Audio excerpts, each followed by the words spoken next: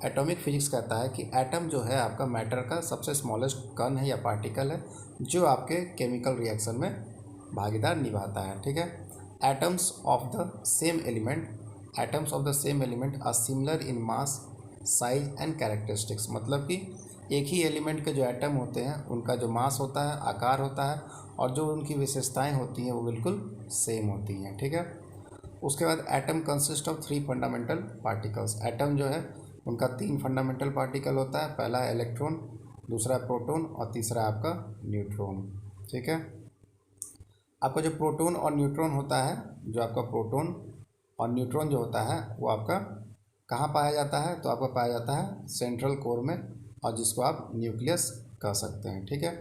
Electrons क्या करता है, इलेक्ट्रॉन्स आपका न्यूक्लियस के बाहरी में वो रिवॉल्व करता है। मतलब कि आपका जो न्यूक्लियस है वहाँ पे प्रोटॉन और न्यूट्रॉन होगा, और आपका जो इलेक्ट्रॉन है वो आपका न्यूक्लियस के बाहर ऑर्बिट करेगा। ठीक है। उसके बाद in an atom electrons and protons are equal in number. क्या हो रहा है कि आपके एटम्स में जो होता है आपका इलेक्ट्रॉन और प्रोटॉन जो होता है उसकी संख्या जो होती है वो बराबर होती है। ठीक है। और उसका जो चार्ज होता है वो आपका बिल्कुल अपोजिट होता है। हेंस क्या होता है, आपका एटम जो होता है एटम जो हो रहा है आपका न्यूट्रल हो जाता है। ठीक है। अब उसके बाद हम लोग देखते हैं यहाँ फिगर में एटॉमिक स्ट्रक्चर हम लोग देख लेते हैं। ये आपका हो गया इलेक्ट्रॉन, ये आपका क्या है, नेगेटिव चार्ज है। ये आपका हो गया न्यूट्रॉन, ये आपका क्या है, कोई चार्ज नहीं है। ये आपका हो गया प्रोटॉन, ये आपका पॉजिटिव चार्ज हो गया।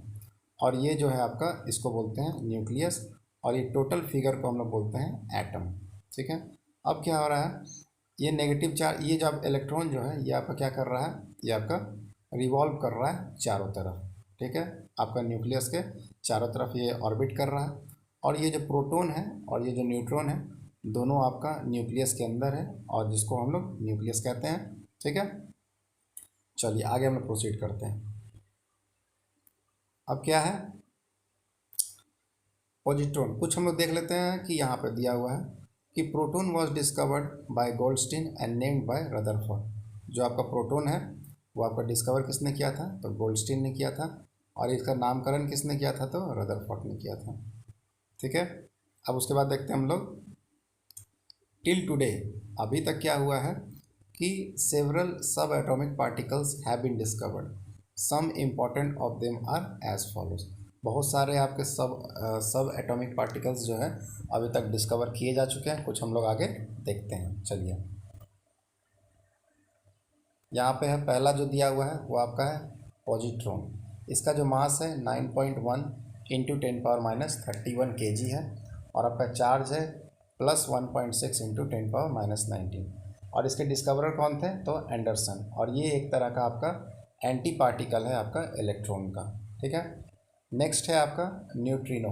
न्यूट्रिनो के पास कोई भी मास नहीं है, कोई भी चार्ज नहीं है, और इसको डिस्कवर किसने किया था, पॉली ने किया था। उसका पाई मैसन जो है आपका इलेक्ट्रॉन का 274 गुना होता है मास में, और चार्ज जो होता है इसके पास पॉजिटिव और नेगेटिव दोनों चार्ज होते हैं। ठीक है। और इसको डिस्कवर किया था याकावा ने, और ये एक तरह का अनस्टेबल पार्टिकल है। उसके बाद है फोटोन। फोटोन के पास भी कोई मास नहीं है, कोई चार्ज नहीं है, और ये आपका जो ये जो ट्रैवल करता है वो ट्रैवल करता है वेलोसिटी ऑफ लाइट के साथ, मतलब कि उसी के इक्वल ये ट्रैवल करता है। उसके बाद क्या है, कैथोड रेज। कैथोड रेज क्या कहता है, इफ़ गैस प्रेशर, मान लीजिए कि गैस प्रेशर किसी एक ट्यूब में दिया जा रहा है 10⁻² टू 10⁻³ mm ऑफ Hg। ठीक है। और जो आपका पोटेंशियल डिफरेंस है वो दिया जा रहा है 10⁴ वोल्ट। अब क्या हो रहा है, ये सब चीज़ अप्लाई किया जा रहा है बिटवीन इलेक्ट्रोड, मतलब कि किसी दो इलेक्ट्रोड के बीच में अप्लाई किया जा रहा है। अब क्या होगा कि एक बीम ऑफ इलेक्ट्रॉन आपका निकलेगा। ठीक है। एक बीम ऑफ इलेक्ट्रॉन्स निकलेगा, कहाँ से, ये आपका कैथोड से निकलेगा और एनोड की तरफ जाएगा, उसी को बोलेंगे हम लोग कैथोड रेज। ठीक है। अब क्या होता है, ये जो कैथोड रेज है इसके पास बहुत ही हाई इलेक्ट्रॉन एनर्जी होता है। ठीक है। बहुत ही हाई एनर्जी इलेक्ट्रॉन्स होता है, और ये आपका कैथोड जो है, ये जो आपका कैथोड होता है हमेशा नेगेटिव चार्ज की तरफ होता है या नेगेटिवली चार्ज होता है। ठीक है। अब आगे हम लोग देखते हैं। अच्छा, यहाँ पे हम लोग कुछ देख लेते हैं कि ये हैं आपके गोल्डस्टीन है और ये आपके रदरफोर्ड हैं। इन्होंने क्या किया है, इन्होंने आपका जो डिस्कवर किया था प्रोटॉन का, और इन्होंने क्या किया था, नामकरण किया था प्रोटॉन का। चलिए आगे हम लोग देख लेते हैं। अब आगे है कि प्रॉपर्टीज़ ऑफ कैथोड रेज, मतलब जो आपका कैथोड है उसकी क्या विशेषताएं हैं, क्या प्रॉपर्टीज़ हैं। तो पहला है आपका cathode rays are invisible and travel in straight line, मतलब दिखता नहीं है और आपका बहुत ही सीधे लाइन में ट्रेवल करता है। उसके बाद है these raise carry negative charge, ठीक है, हम लोग जान रहे हैं कि ये जो आपका जो रेज होता है उसके पास नेगेटिव चार्ज होता है, और ये क्या करता है, ट्रैवल करता है कहाँ से कहाँ, कैथोड से एनोड पास। These rays emerge perpendicular to the cathode rays and are not affected by the position of anode. इसको जो है एनोड के पोजिशन से कोई मतलब नहीं है, ठीक है, और ये आपका कैथोड रेज के परपेंडिकुलरली ट्रैवल करते जाता है। उसके बाद क्या है, जो आपका कैथोड रेज है वो आपका वेरी हाई वेलोसिटी के साथ ट्रैवल करता है। इसका जो वेलोसिटी होता है आपके वेलोसिटी के लाइट का 1/10 होता है, ठीक है। These rays are deflected by electric and magnetic field. अगर मान लीजिए इलेक्ट्रिक फील्ड और मैग्नेटिक फील्ड अगर इसके पाथ में आता है तो ये रे क्या करेगा, अपने आप को डिफ्लेक्ट कर लेगा, ठीक है। These rays can ionise gases, ये गैसेस को आयनाइज भी करने में मदद करता है। These rays heat the material on which they fall, मतलब कि क्या हो रहा है कि जिस मटेरियल पे भी ये फॉल करता है कैथोड रेज जो है वो उस मटेरियल को हीट कर देता है उस तरह से, ठीक है। उसके बाद हम लोग देखते हैं कि they can produce chemical change and thus effect the photographic plate, मतलब कि ये आपके रासायनिक चेंज में भागीदार निभाता है और आपका फोटोग्राफिक प्लेट को भी इफेक्ट करता है, ठीक है। उसके बाद है these rays can penetrate through thin metal foils, मतलब कि जो आपका मेटल फॉइल्स होता है पतला पतला, उसमें क्या करता है ये पेनिट्रेट कर जाता है। अब एक आप डायग्राम देख लीजिए, ये आपका जो एक्सपेरिमेंट है कि कैथोड रेज कैसे प्रोड्यूस होता है दिखाया जा रहा है इस एक्सपेरिमेंट में। ये आपका कैथोड रेज है, ये आपका, ये मान लीजिए यहाँ पे आपका कैथोड है और ये आपका एनोड है। अब देख रहे हैं कि ये जो रेज जा रहा है ये आपका क्या है, कैथोड रेज है, और ये देखिए ये जो है आपका कैथोड है, ये कैथोड से एनोड की तरफ जा रहा है, ठीक है। यहाँ पे क्या दिखाया, एक आपका कोटिंग भी दिखाया जिसको फ्लोरेसेंट कोटिंग बोलते हैं, ठीक है। और ये आपका इसमें क्या है कि cathode rays in the absence of electric field, मतलब ये कैथोड रेज जो जा रहा है इसमें क्या है कि इलेक्ट्रिक फील्ड का कोई उपयोग नहीं किया गया, अगर किया जाता तो ये आपका यहाँ से डिफ्लेक्ट हो जाता है। चलिए ठीक है, अब हम लोग आगे देखते हैं।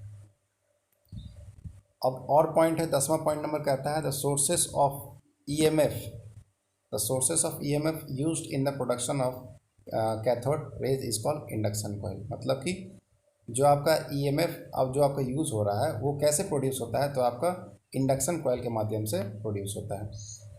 उसके बाद है 11वां number point, when they strike a target of heavy metal such as tungsten they produce x-ray, मतलब कि जब कभी भी कैथोड रेज बहुत ही हेवी मेटल को स्ट्राइक करता है, एग्जाम्पल के तौर पर टंगस्टन ले लीजिए, तब वहाँ से क्या होता है, आपका एक्सरे प्रोड्यूस हो जाता है, ठीक है। अगला है 12वां नंबर पॉइंट, बोलता है the nature of cathode rays is independent of nature of cathode, मतलब कि जो आपका कैथोड रेज होता है उसका जो आपका नेचर होता है वो आपके कैथोड से इंडिपेंडेंट होता है, ठीक है। And the gas in the discharge tube, और जो आपका डिस्चार्ज ट्यूब था उसमें जो गैस है उससे भी, उस पर भी वो डिपेंड नहीं करता है। अब हम लोग आगे देखते हैं पॉजिटिव और canal raise.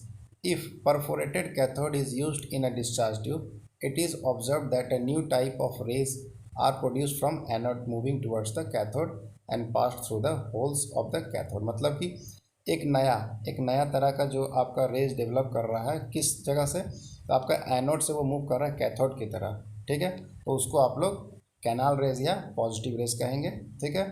These rays are produced, these rays are positively charge, मतलब कि जो आपका कैनाल रेज या पॉजिटिव जो रेज है ये आपका पॉजिटिवली चार्ज होता है, इसीलिए इसको पॉजिटिव रेज या कैनाल रेज कहते हैं, या हम लोग एनोड रेज भी कहते हैं।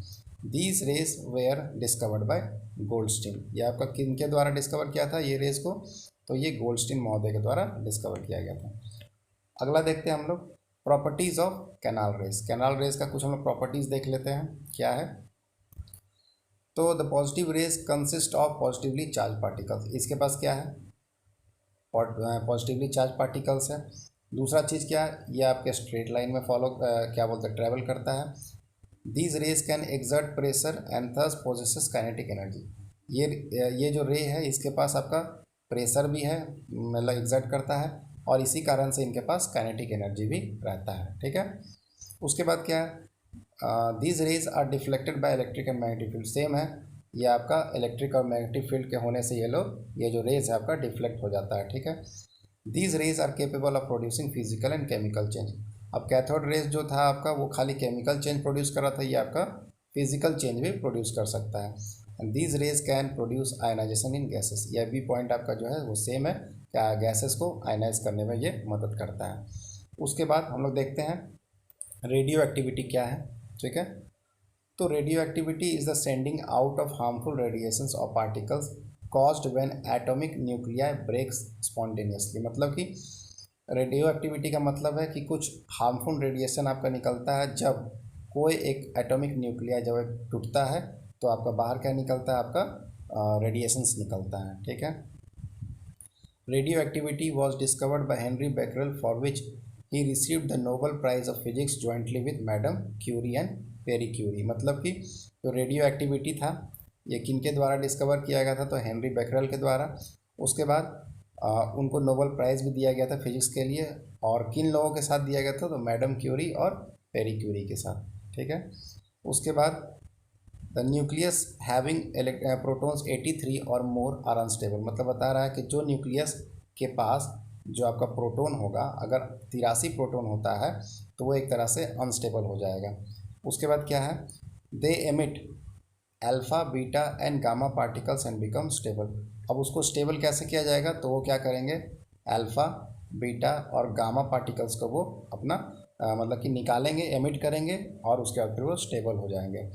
The elements of such nucleus are called radioactive elements and the phenomenon of emission of alpha beta and gamma particles called radioactivity. मतलब रेडियो एक्टिविटी क्या है, वही आपका अल्फ़ा बीटा गामा पार्टिकल्स का जो एमिशन होता है उसी को रेडियो एक्टिविटी कहते हैं। उसके बाद क्या है, beta rays are fast moving. जो आपका बीटा पार्टिकल्स है वो आपका बहुत ही फास्ट मूविंग है। In the nucleus an electron is created due to conversion of neutron into proton. ठीक है, उसके बाद देख लेते हैं हम लोग, ये आपका फिगर है, ये आपका रेडियो एक्टिव एलिमेंट है। यहाँ से आपका बहुत सारा एनर्जी निकल रहा है, रेज निकल रहा है, देखिए रेडिएशन निकल रहा है, ये आप देख सकते हैं। चलिए आपका नेक्स्ट पेज में चलते हैं। यहाँ पे क्या कहता है कि gamma rays are electromagnetic wave. मतलब इसमें जो आपका बीटा जो था वो तो आपका फास्ट मूविंग इलेक्ट्रॉन था, लेकिन जो आपका गामा रेज है वो आपका इलेक्ट्रोमैग्नेटिक वेव्स हैं। ठीक है, उसके बाद gamma rays are emitted after the emission of alpha beta rays. मतलब कि गामा रेज जो है सबसे लास्ट में एमिट होता है जब आपका अल्फ़ा बीटा दोनों आपका एमिट कर जाता है। उसके बाद क्या है, कहा जा रहा है कि Robert Pierre and his wife madam Curie discovered the new radioactive element radium. मतलब कि जो आपका रॉबर्ट पेरी थे और उनकी वाइफ मैडम क्यूरी जो थी, उन्होंने मिलकर एक आपका नया रेडियो एक्टिव एलिमेंट का डिस्कवर किया था जिसका नाम था रेडियम। आप यहाँ देख सकते हैं रेडियम का आकार देख सकते हैं कितना चमकीला है। मैंने इस पिक को ले लिया है ताकि आपको मैं दिखा सकूँ। उसके बाद देखते हैं हम लोग,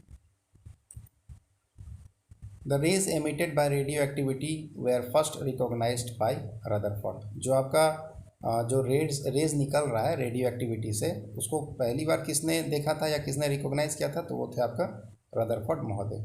the end product of all natural radioactive elements after emission of radioactive rays is lead. मतलब कि जो आखिरी प्रोडक्ट जो होता है, जो रेडियो एक्टिव एलिमेंट का जो एमिशन होता है उसका जो आखिरी प्रोडक्ट निकलता है उसको कहते हैं लेड या सीसा।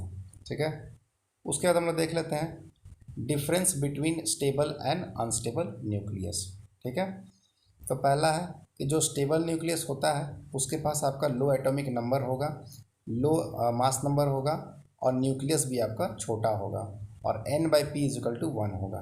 ठीक है, हाई एटॉमिक नंबर होगा अनस्टेबल में, हाई मास नंबर होगा अनस्टेबल में, और न्यूक्लियस भी उसके पास बड़ा होगा, और n/p=1 होगा। ठीक है, उसके बाद देखते हैं हम लोग, उसके बाद हम लोग देखते हैं properties of alpha beta and gamma particles. ठीक है, तो आपका जो ये है अल्फ़ा पार्टिकल जो होता है वो आपका निकलता कहाँ से है, तो आपका न्यूक्लियस से निकलता है, बीटा भी न्यूक्लियस से और आपका गामा भी न्यूक्लियस से। आपका जो अल्फ़ा होता है पॉजिटिवली चार्ज होता है, बीटा आपका नेगेटिवली चार्ज होता है और आपका गामा जो होता है वो न्यूट्रल होता है। उसके बाद अल्फ़ा का जो कंपोजिशन होता है वो होता है He4+, बीटा का होता है 1 इलेक्ट्रॉन टू द पावर 0 और आपका जो इसका गामा का जो होता है वो आपका फोटोन होता है। ठीक है, उसके बाद चलिए आगे हम लोग देखते हैं यहाँ से। ये आपका प्रॉपर्टीज़ देख लेते हैं अल्फ़ा बीटा गामा का। तो अल्फ़ा का जो मास होता है वो होता है 6.4 into 10⁻⁻27 kg।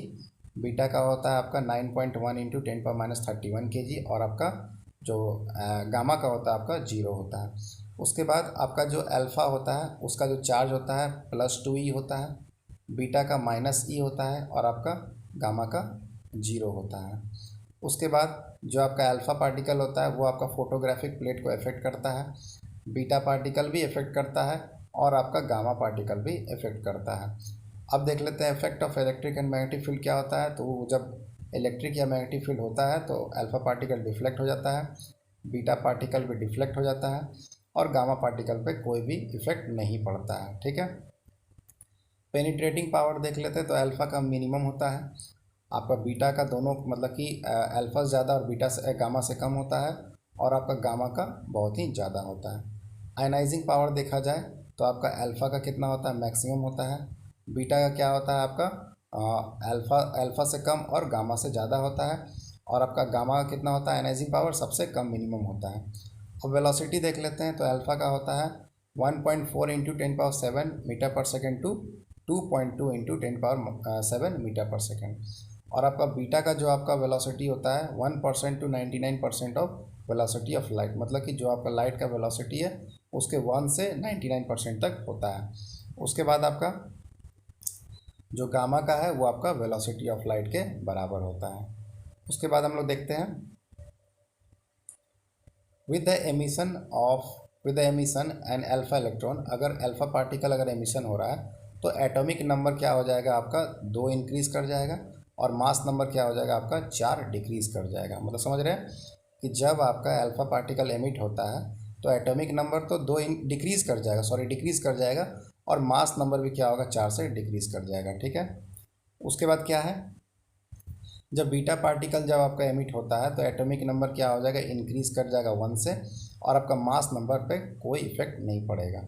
The effect on the mass number and the atomic number with the emission of alpha beta and gamma rays is decided bye group displacement law और सॉडी फेजन लॉ। मतलब कि जो आपका अल्फा बीटा गामा जो emit हो रहा है तो जो इफेक्ट पड़ रहा है आपका एटॉमिक नंबर और मास नंबर पे वो किसके द्वारा बताया जाता है, तो आपका ग्रुप डिस्प्लेसमेंट लॉ या सॉडी फेजन लॉ के द्वारा बताया जा रहा है। ठीक है, उसके बाद क्या है कि the time in which the half of the nuclei of the element decay is called the half life of the radioactive element. ठीक है, चलिए आगे देखते हैं अब हम लोग।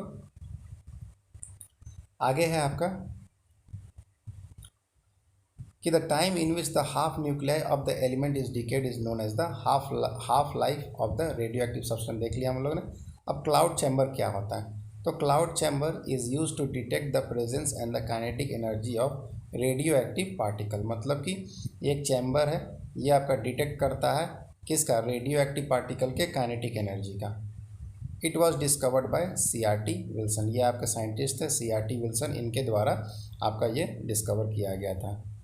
उसके बाद है रेडियो एक्टिव कार्बन 14 क्या होता है। ठीक है, रेडियो एक्टिव कार्बन 14 क्या था, it is use to measure the age of fossils and plant. मतलब कि ये क्या करता है, फॉसिल्स और प्लांट्स के जो आयु होता है उसको मतलब कि नापने में काम देता है। इसको कार्बन डेटिंग भी कहा जाता है। ठीक है, in this method the age is decided by measuring the ratio of 6C12 and 6C14। ठीक है, चलिए आज का लेक्चर हम लोग यहीं समाप्त करते हैं। लेक्चर अच्छा लगा हो तो प्लीज़ लाइक सब्सक्राइब शेयर जरूर कर दें। Thank you very much.